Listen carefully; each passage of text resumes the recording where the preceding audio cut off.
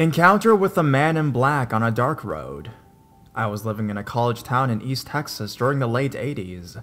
One night after dark, I was driving to visit a friend who lived about 7 miles out of town. Pine trees lined each side of the farm to Market Road, which had very little traffic in the evenings. There were no houses along that stretch marking the drive dark. Even in the daylight, there was nothing to distinguish when year or decade era you were.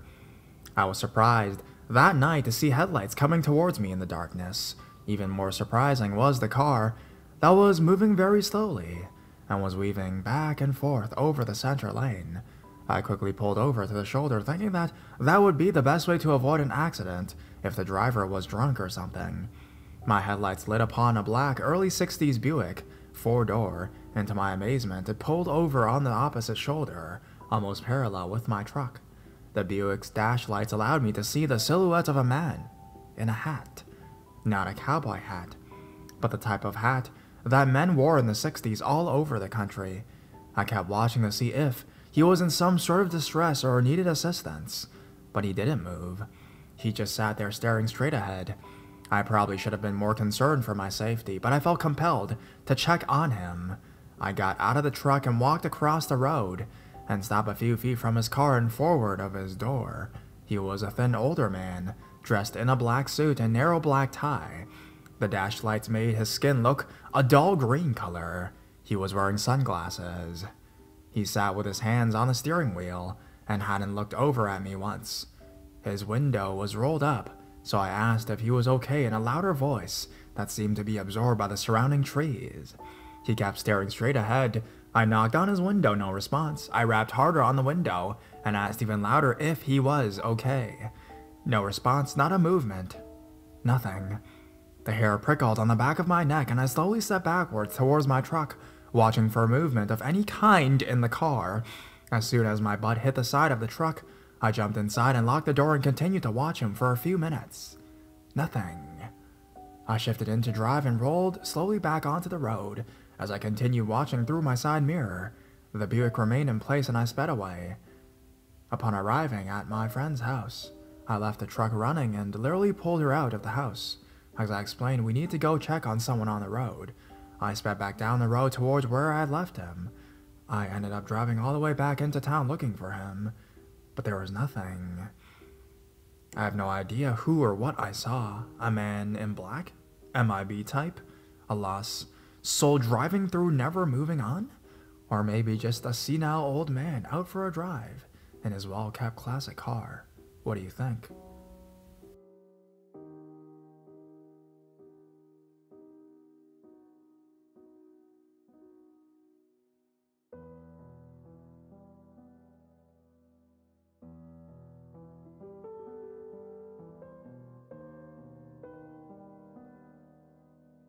A strange scream in the dark. Hello, I have a story I can't explain to this day. I don't really know about it. This happened about 10 and 12 years ago in northeast Germany. It was a weekend, and I had some friends over. At around 1 a.m., one of my female friends wanted to go home.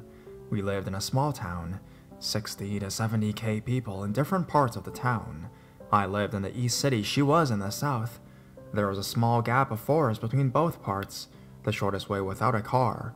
She had to walk about 3 to 4 kilometers home, so I decided I would bring her home because, well, we were about 18 years old and she was and still is very attractive. And I know there's a lot of cunts out there in the world. One of my buddies decided to join us. She didn't like the forest, so we walked the long way through the downtown. I met quite a few of these cunts. Well, we brought her home, said goodbye, and went back. We didn't take the long way again. So me and my buddy decided to take the shortcut through the small forest. The path to the forest had a very few streetlights, but about halfway before you reach the forest, the lights just end. It was pitch black, like really, really dark.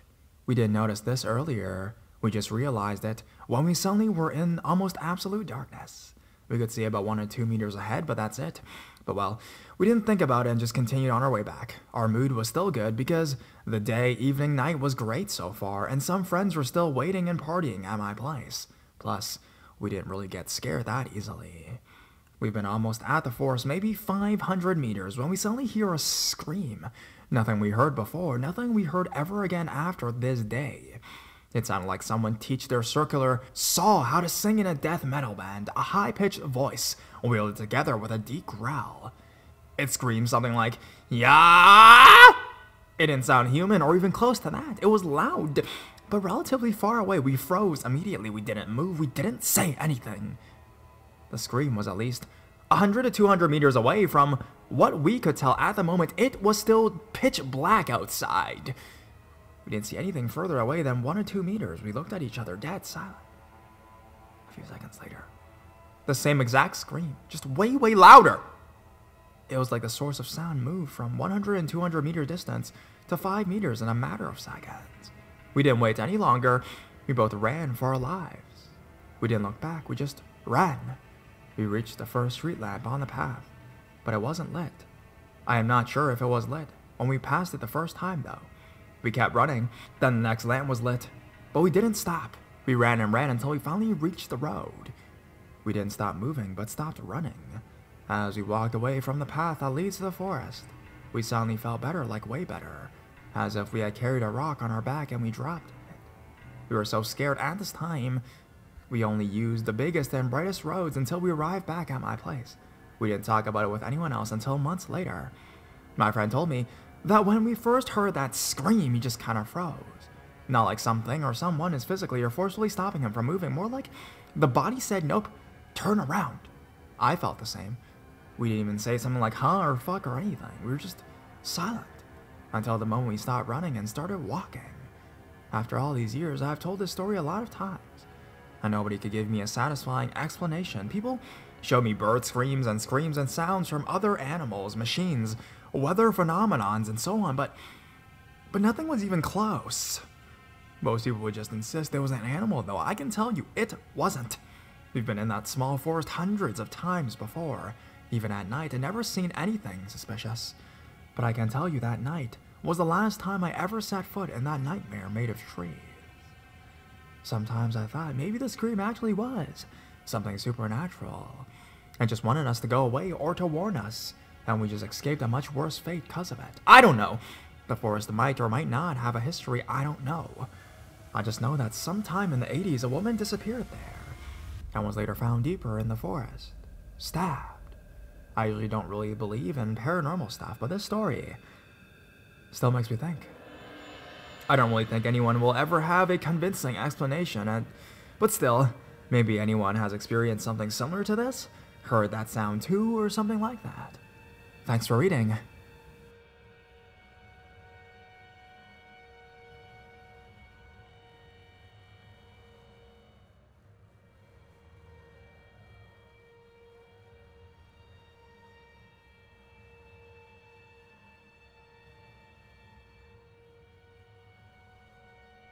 Extra-dimensional phone calls. This is a true story. An absolutely true story of paranormal events, experienced and written by me. My old man and 2 of his buddies bought a camp in the mountains of West Virginia about 22 years ago. The camp is a long off-white trailer with a weathered wrap-around porch on it. It sits atop a hill with a huge lawn that was made progressively bigger over the years by cutting further and further into the brush that surrounds it. If you stand on the porch on the right side of it, you can see about 225 yards down the right side of the lawn. At the bottom of the hill, we always put corn down to see what comes in to eat it every day. Usually what comes through are some deer or turkey, with the occasional coyote running across the cut grass to get to the safety of the brush on the other side. Our closest neighbor lives down the road a little ways. He is a one-lunged trucker, bounty hunter, Vietnam vet, and a friend of the PA boys, which is what the few locals that live up on that hill call us. Basically, this place is heaven to an outdoorsman. One thing about this camp, however, is the fact that it is completely haunted. There have been so many different events that have taken place there. Many people have seen full-body spirit person apparitions, heard creepy things in the middle of the night. One time my old man's buddy Figs, a very serious man, who doesn't have much of a sense of humor, seeing what he described as an old man with long white hair and beard, holding the curtain aside on a long window that goes from the floor to the ceiling that we installed in the add-on bedroom that we built. But that is a whole story that I'm not going to get into right now. The story that I'm going to tell you is by far the craziest thing that's happened to me down there. My name is Ben, and when I was 17 years old, my friends and I planned a trip to go down to camp. This was really exciting to us, because it was the first time that all of us were able to go somewhere decently far away, about 3 hours from our home, without any kind of adult supervision. Now, I don't know about you, but try and think back to when you were that age and did something like that. That shit is extremely exciting.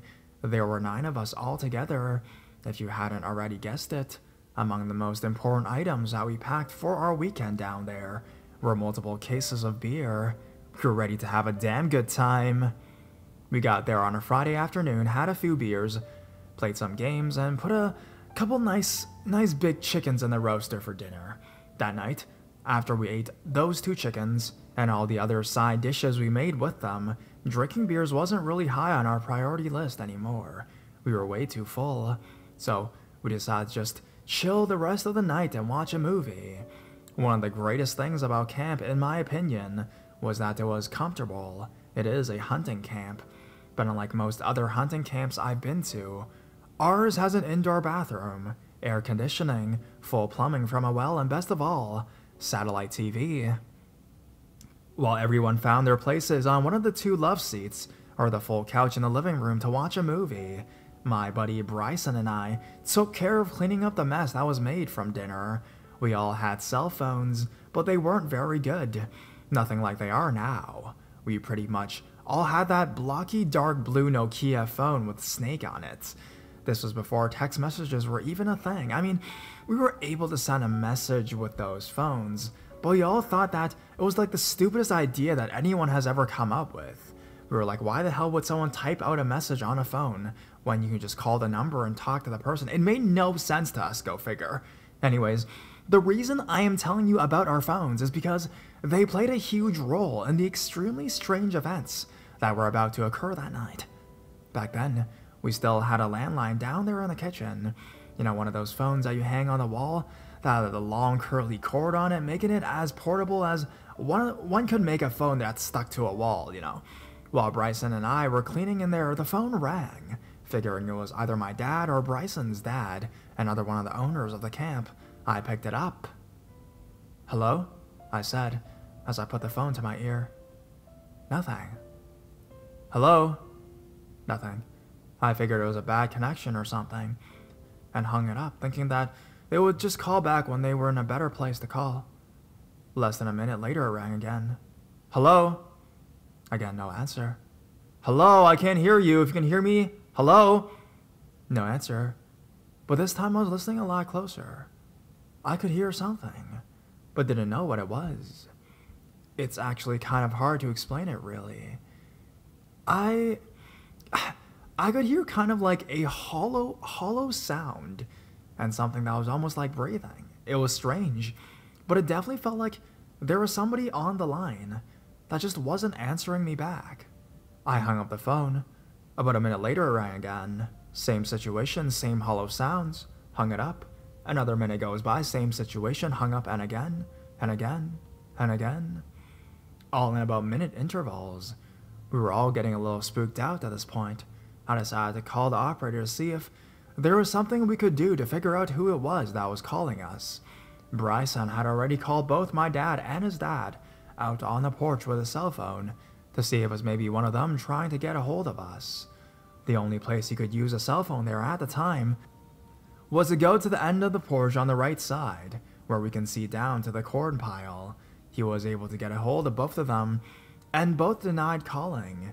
We didn't think it was them because neither of them are the kind of guy to keep calling back over and over again.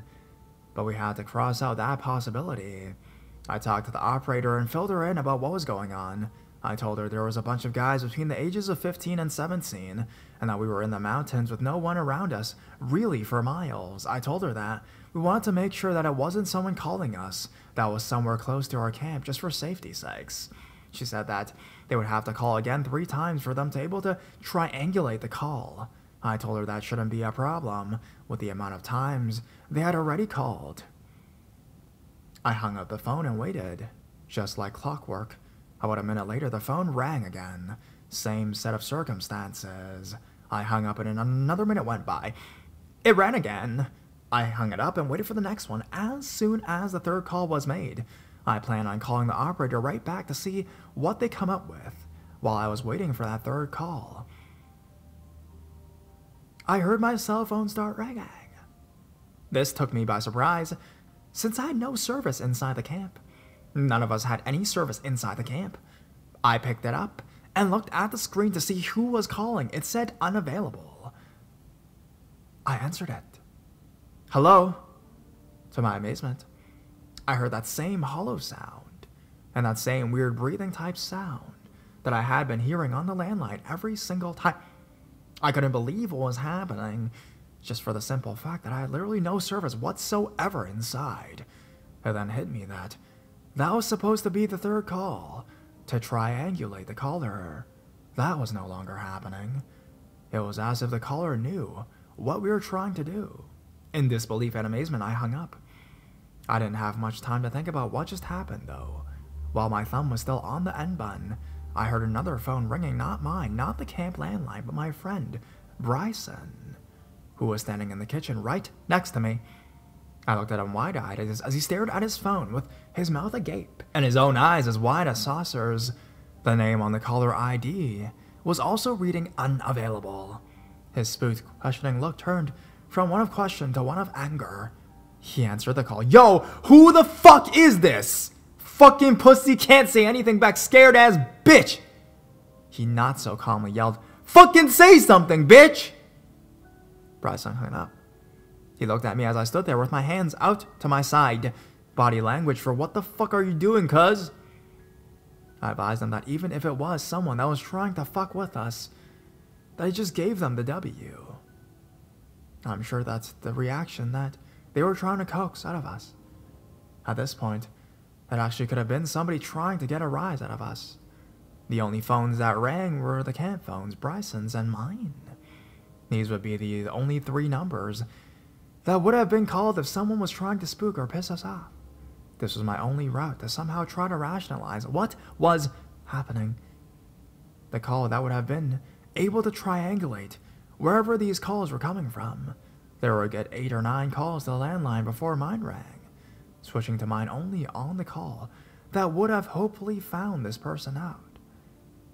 I also couldn't explain how we were receiving calls inside the camp, while our phones both read no service. But crazier things have definitely happened. A little while went by, maybe an hour or so with no other calls coming through. Everyone started to relax again, and Bryson and I got most of the cleaning done. It was around midnight, and we were all chilling watching Anaconda. Gotta love that old school Ice Cube. 2 of my buddies, Nutch and Joey, decided to take a ride down to the 24-hour gas station, about a half an hour away, to get some smokes. I forgot to tell them I wanted a Yoo-hoo, but they had already left, and there's absolutely no way to get a hold of anyone via cell phone if the person you're trying to call is between camp and that store. Nutch and Joey had been gone for about 40 minutes. It was getting close to 1 in the morning, and we were all pretty much whooped from the previous day, as we were all sitting on the couches. When you walk into the camp from the front door, you come directly into the living room. If you look straight ahead, to left to right, the couches were, and still are, set up with 1 love seat all the way to the left, an end table, then another love seat. The full couch was against the other wall, and was all the way to the right. We all had our own seats, since they sat 7 guys, and Joey and Nutch weren't there. What happened next was insane and still absolutely puzzles me, and gives me chills to this day. So, I was sitting on the first love seat all the way to the left, with Bryson right next to me. 2 of my other buddies sat on the other love seat, and the 3 others on the couch. I just started to doze off when my phone rang. It woke me up, that's for damn sure. It gave me a hollow, empty feeling in my chest as I pulled it out of my pocket. And I kinda lost its viewing audience in that camp in a real hurry, as everyone now was looking at me with wide eyes. I got the phone out of my pocket and looked at the screen. Unavailable. I looked at the ground and shook my head. This couldn't seriously be starting back up again. I just convinced myself not to, long before this phone call, that it must have been someone messing with us. I picked up the phone and said, "Hello?" It was the hollow sound with a weird breathing that we just dealt with a couple hours ago. Again, no answer. Now here comes the crazy part. As I hit the end button on my phone, as soon as I hit that button, Bryson, who was sitting next to me on my left, heard his phone start to ring. We were astonished. There was absolutely no way that someone could have possibly called him so quickly after I hung up. It was as if I called his phone just by hitting the end button on mine. Like me pressing that button made his phone ring immediately. He answered the phone, but just with a hello this time. No cutscene whatsoever at 1 in the morning. As he hit the end button, our buddy directly to his left heard his phone start to ring. As he looked at the screen, his mouth fell open. It was unavailable. He answered, said hello, heard the weird hollow breathing sound, and pressed end. As he pressed end, the next guy to his left heard his phone start to ring. Then our buddy who was sitting to his left, then pressed end. The next guy to his left heard his phone start to ring.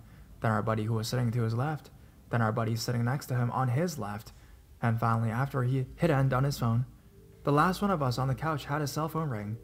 There was no way this was happening. Each call was made to the next person in the line as the person before him hit the end button. It was the same call to everyone. Everyone heard the weird hollow breathing sounds for themselves. We immediately started an attempt to rationalize. We all knew that the way the calls were made so quickly after the previous guy hit the end button and in succession like that was impossible. But there had to be a reason. Some kind of rational answer. Our answer to it was the fact that there were two of us not there. Nutch and Joey hadn't gone back from the store yet. Yes, it had to be them. It had to be, I said. Everyone just stood there in amazement. We knew that couldn't be the answer, but what else did we have? We knew there was no way at all. Anywhere, not even at the store, where they would have had service to do this. On top of that, the odds of calling us that quickly and doing it in succession from miles away were astronomical. We were all standing up at this point. No one was relaxing anymore, that's for sure. We knew relaxing that night was going to be completely out of the question. About 10 minutes went by and we saw some headlights coming up the road. On top of the mountain, we had on no ambient light whatsoever, like we're used to all from the lights of Pittsburgh. If there's a light up there, you're going to see them. We watched the lights turn up into the driveway and continue up onto the camp. As Joey and Nutch reached the front door, I confronted them. "Yo! Why you's fucking with us?" I yelled. "What the hell you talking about?" Joe said. "He's calling our phones. You had to done it because no one else in the world has all our numbers here," I said, getting kind of pissed off. "We just pulled in, dude. How the hell could we have done that? What happened anyways?" Joe asked. I explained to him how the phones rang, one after another, in the order of the way that we were sitting. Everyone else was chiming in too while I was telling them this. We were all standing at the front door because I hadn't even let them in yet. In all of our hysteria, they were still standing on the porch, where they were standing right in front of the doorway. There's a porch light. It hangs above you if you're standing directly outside the door. As I just finished telling them the details about what had happened, both of their phones rang at the same time. Both unavailable. They looked back up at me, and I at them. Our mouths and eyes wide open in fear and astonishment. As my eyes met with theirs, the porch lights that was hanging above them exploded into 1,000 pieces. We freaked the fuck out. "We need to get the fuck out of here, man!" I yelled. Everyone else yelling the same thing, and one way or another, we knew we couldn't leave. It was 1:30 a.m., and we were 3 hours from home, tired as hell and still half-kicked in the ass from the beer we drank earlier. We didn't know what to do. Once their phones rang at the same time and the lights exploded on them, we knew damn well this was definitely not somebody just trying to scare us. This is some really eerie, unexplainable shit. It took us close to a half hour to calm down to the point that everyone was finally sitting down. We were no less excited and spooked about what just happened, but at least we were sitting. When we put all the separate events together, we knew that what had just happened to us was impossible. This was something we could not truly explain, and that scared us. As a little time went by without anything else happening, the sleepiness and the extra couple beers we all downed were hitting everyone pretty bad. By 2:45 a.m., everyone fell asleep, save me and Bryson. It was funny to see all those badass dudes sleeping in the living room, scared to go in the bedrooms by themselves. Bryson and I had a little laugh at that, and decided to put the dishes away so all the cleaning would be completely done when we woke up. A few minutes went by as we dried dishes and put them in their respective cupboards, when we heard the faint sound of a phone ringing again. We looked at each other like, seriously, dude? We went into the living room to investigate. The ring was coming from our buddy Mando's phone. He was asleep, so we tried to get his phone out of his pocket without waking him. We almost got it out when the ringing stopped and Mando woke up. "What the hell's you doing, dude?" Mando asked. "'Cause your phone just got done ringing," Bryson said. Mando pulled the phone the rest of the way out of his pocket and looked at the screen. There was no surprise this time when it said unavailable, but this call was different. There was a voicemail. We realized that during all the previous phone calls, we had answered each one. No one let the call go through to the voicemail. Our hearts started to race as we decided that we had to listen to this voicemail like right now. We figured that it was going to sound exactly like all the calls when we picked them up, just hollow and weird breathy sounds. We had no idea what we were about to hear next. There was a voice. What we heard gives us goosebumps to this day just thinking about it. The voice that came through was otherworldly. That's the only way I can think of describing it. Absolutely otherworldly. As I sit here writing this and thinking about how to explain what it sounded like, I can't think of nothing that I've ever heard to compare it to. It was high-pitched and seemed to be speaking in some foreign language, not a foreign human language. This was different, and we knew it. It sounded like whatever it was, that left this message was angry. Just hearing it gave us a feeling of dread that I've never felt again. As I was a cop for 6 years, it sickened us. We told Mando to save it, which he did. We knew we had to have someone listen to this, if for no other reason than to make us feel that we were not going crazy. Bryson and I, now silent, wondering to ourselves what we just heard and trying to make sense of it all, went back to putting away the dishes. Mando somehow fell directly back to sleep. It was now almost 3 a.m. We had to put away a few more dishes when the clock hit 3 a.m. exactly. As it did, what happened next made it impossible to get any kind of sleep that night at all.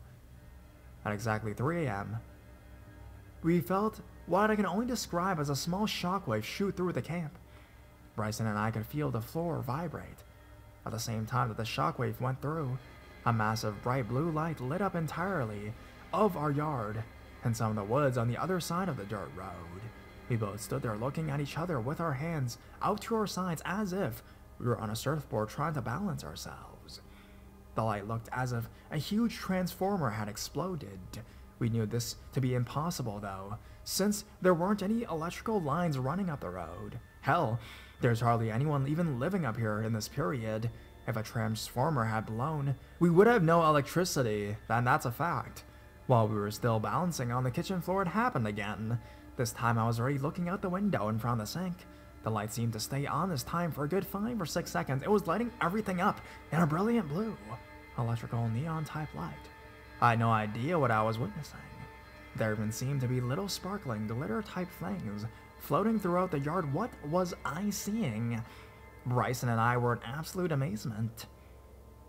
To this day, we have no idea whatever it was we saw at night, or where that voice came from, or who or what even had left it. Was it the work of a shadow person that haunts the camp? Was this extraterrestrial in nature? We have no idea. I've never seen anything like it. Not on TV or a movie or the news or on the internet. This was completely unique. It still puzzles us to this day, and it was about 13 years ago. We still have the camp. We use it all the time. There are still things that happen there. People still see the shadow figure every now and then, and people hear strange things happening inside the camp as everyone sleeps. What happened that day, however, never happened again. Nothing like it. The story is told exactly how it happened. I did not embellish any one part of the story. In fact, since I figured no way to fully explain what happened there that night, and the way we felt, the events I just explained in the story were even crazier and scarier,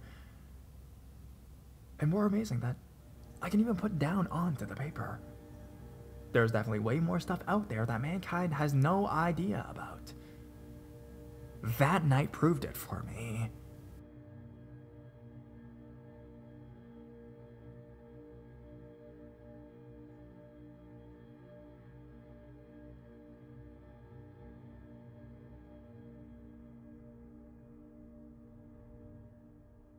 I keep waking up to a thing watching me at night. As the title states, I've had multiple sleepless nights around my life, due to an unknown thing watching me at night. It usually happens at around the same hour, 1 to 2 a.m. When I wake up, it feels like something is there in the room watching us, but individually watching me. It's always the same feeling. I open my eyes and I know something was or is there in the same room. I usually wake up at the verge for screaming for help. It is a weird feeling. It feels like butterflies building up in my chest and flying up to my throat. I always wake up terrified, but I quickly go back to bed.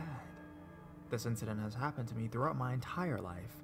I have moved cities, houses, and it's happened while I stayed at other people's homes. It's always been the same feeling, and it feels like it's the same thing that has been watching me ever since I was a kid. The weird part is that it is an occasional event. I could wake up to this thing watching me several nights in a row, and then I could stop for a month, years even. This month, for example, I've been waking up to the feeling of being watched by this thing five or six times. The latest incident happened 2 nights ago. My wife and I had a big fight over something really, really stupid.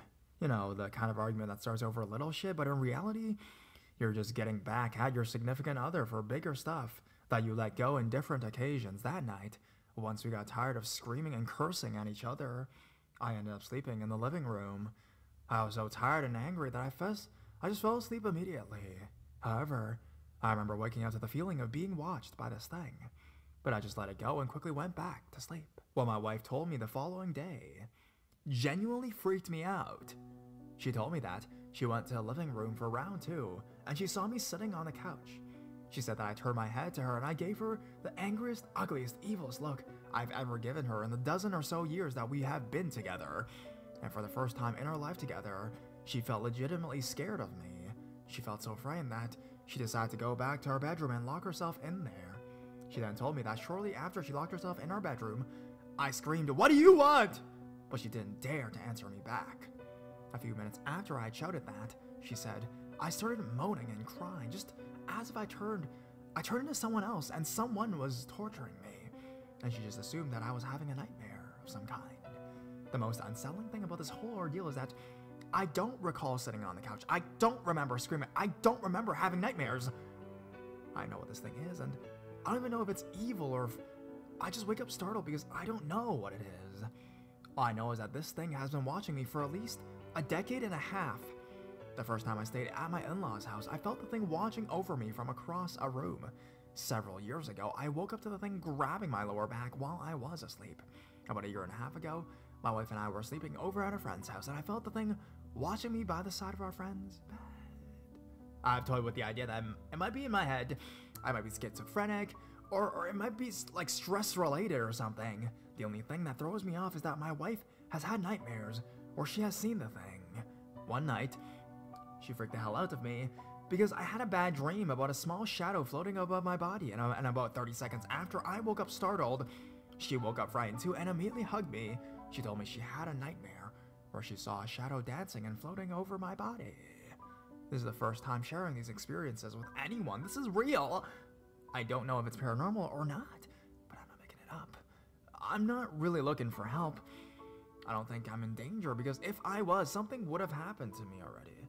I guess all I wanted to say is, the truth is out there.